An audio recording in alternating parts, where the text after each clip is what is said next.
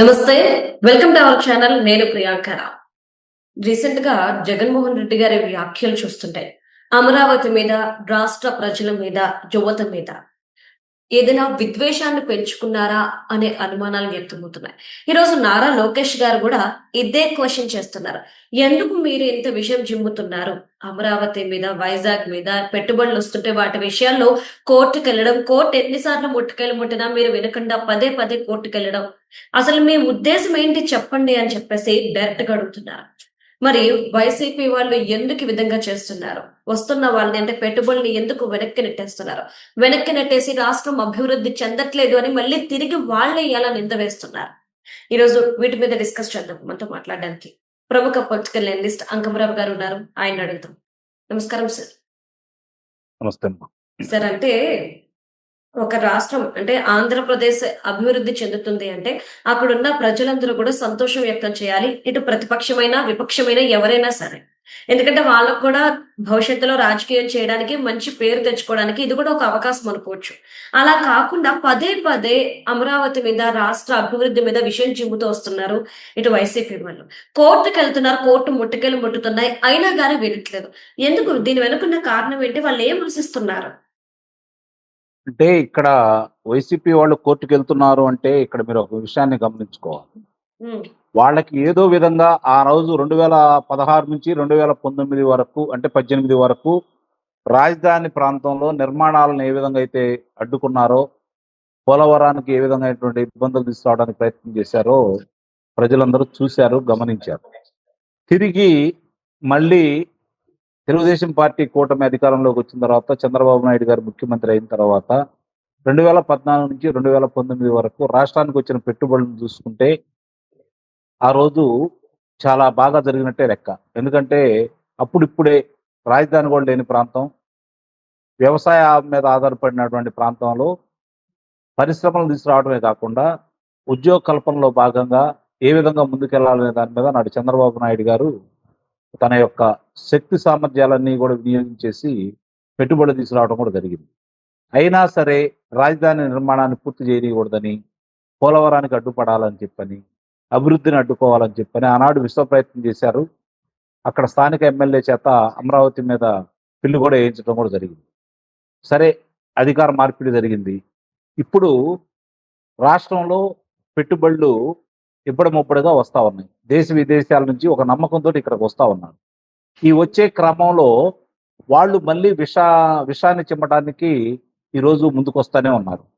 కాలకోట విషయంలాగా ఈరోజు కడుపులో దాచుకున్నదంతా కక్కుతా ఉన్నారు. కారణం ఏంటంటే అమరావతి కావచ్చు, పెట్టుబడుల విషయం కావచ్చు, విశాఖపట్నం కావచ్చు, మరి రాయలసీమ ప్రాంతం కావచ్చు, ఉత్తరాంధ్ర కావచ్చు, ఏ ప్రాంతం తీసుకున్నా ఆ ప్రాంతం ఈ ప్రాంతం అని లేకుండా ఆ ప్రాంతం అభివృద్ధి చెందాలి అంటే ఏ ఏ కార్యక్రమాలు చేపట్టాలో ఓ సమగ్రంగా ఒక ప్రణాళిక రూపొందించుకున్నటువంటి చంద్రబాబు నాయుడు గారు ఆ విధంగా అడుగులు ఇస్తూ ముందుకెళ్తానే ఉన్నారు.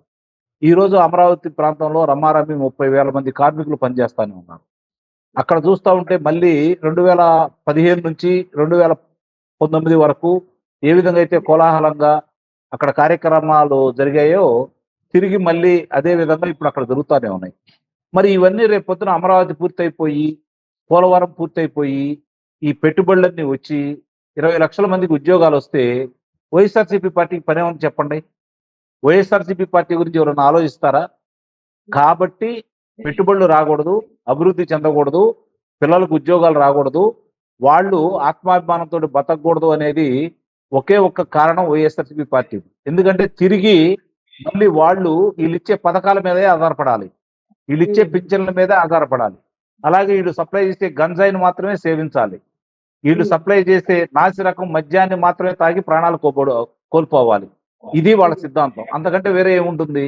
దానికి సంబంధించినంత వరకు ఈరోజు బాధ్యత గల ఒక లోక్సభ సభ్యుడి చేత కూడా ఈరోజు ఫిల్ వేయించారంటే, అంతకుముందు శాసనసభ్యుడి చేత ఫిల్ వేయించారు, ఈరోజు లోక్సభ సభ్యుడి చేత ఫిల్ వేయించారు.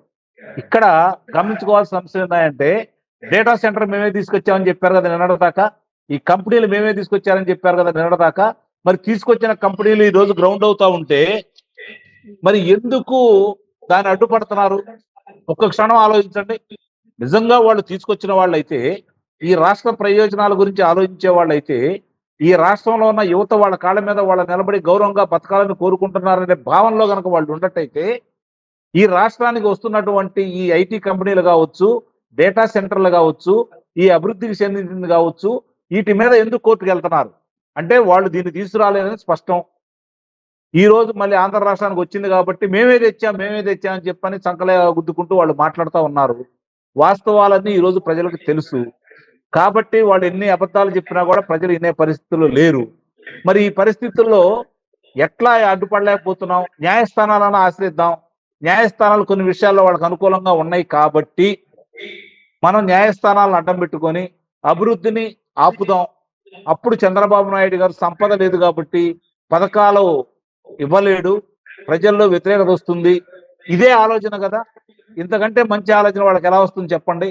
ఈ రోజు ప్రజలను దృష్టిలో పెట్టుకోవాలా, పరిశ్రమలను తీసుకురావాలా, మనకి ఏం జరుగుతుంది, ఈ రాష్ట్ర ప్రజలకి ఏది మౌలికంగా ఏమి కావాలి, వాళ్ళకి రహదారులు కావాలి, అలాగే సాగునీరు తాగునీరు కావాలి, విద్యుత్తు కావాలి, అలాగే మంచి చదువు కావాలి, అంటే మంచి విద్యను ప్రజలకి అందించాలి, అలాగే ఆరోగ్యంగా ఉండటం కోసం అన్ని విషయాలని అంటే దాని మీద శ్రద్ధ పెట్టాలి, పరిశ్రమలు తీసుకొని రావాలి. ఇది చంద్రబాబు నాయుడు గారు ఆలోచిస్తుంది. అంటే జగన్మోహన్ రెడ్డి గారు ఒకవేళ మళ్ళీ సీఎం అయితే తాను అనుకున్నట్టు అప్పుడు ఆయన చేయడానికి అభివృద్ధి చేయడానికి ఏమీ ఉండదు కాబట్టి ఇప్పుడు అభివృద్ధిని అడ్డుకుంటున్నారా అనుకోవచ్చా? అభివృద్ధి చేసే ఆలోచన ఉంటే ఇందానే చెప్పాను, అభివృద్ధి జరిగి మీలాంటి వాళ్ళందరూ కూడా సాఫ్ట్వేర్ ఉద్యోగాలు లేకపోతే కంపెనీలో వస్తే అతను మాట వినేది ఎవరు? ఎవరండి? గంజాయి తాగేది ఎవరు? తాగరు. నాసిరకం మద్యం తాగేది ఎవరు? మరి ఇవన్నీ తాగకుండా అతనికి ఆదాయం ఎలా వస్తుంది? అతని మీద ఎవరు ఆధారపడతారు?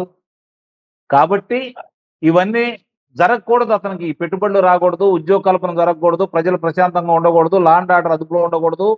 ఇవన్నీ అతను నిత్యం కలవర పెడుతూ ఉన్నాయి. కాబట్టి ఇలాంటి విషయం కక్కుతా ఉన్నారు. పెట్టుబడులు రాకుండా ఆ రోజు మళ్ళీ అధికారంలోకి అన్నారు కదా మీరు, అధికారంలో రాంగంలో ఏం చేశాడు? రాంగంలోనే ప్రజావేదిక కూల్చేశాడు. విద్యుత్ సంస్కరణల సందర్భంగా పెట్టుబడిదారులతో ఒప్పందాలు రద్దు చేసి 9,000 కోట్ల రూపాయలు భారాన్ని మోపాడు. రివర్స్ టెండరింగ్ ద్వారా ఒక 10,000 కోట్ల రూపాయలు నష్టం చేకూర్చాడు. పోలవరం ఈ రోజు కూడా 2021 నాటికి మొదటి దశ పూర్తి కావాల్సినటువంటి పోలవరాన్ని 2028కి అవుతుందా, 29కి అవుతుందనే ఆలోచనలోకి రావడం జరిగింది. అంటే దీనివల్ల రాష్ట్రానికి నాకు తెలిసి 1,00,000 కోట్ల రూపాయలు నష్టం చేకూరింది. ఎందుకంటే పోలవరం పూర్తయ్యి విద్యుత్ కనుక అందుబాటులోకి వచ్చిండటైతే ఈ రోజు మనకి ఇబ్బందులు వచ్చిండేవి కాదు. మరి ఇవన్నీ చేశాడు, కళ్ళ ముందు కనపడతానే ఉన్నాయి కదా. అతను వస్తే ఏం చేస్తాడో ప్రజలందరికీ తెలుసు, ప్రత్యేకం కొత్తగా ఉంటుంది. కాకపోతే ఈ తర్వాత అతను వచ్చే ఆలోచన అయితే ప్రజలకు లేదు. ప్రజలు ఎట్టి పరిస్థితుల్లో కూడా జగన్మోహన్ రెడ్డిని గెలిపించే ఆలోచన ప్రజలైతే చేయటం లేదు.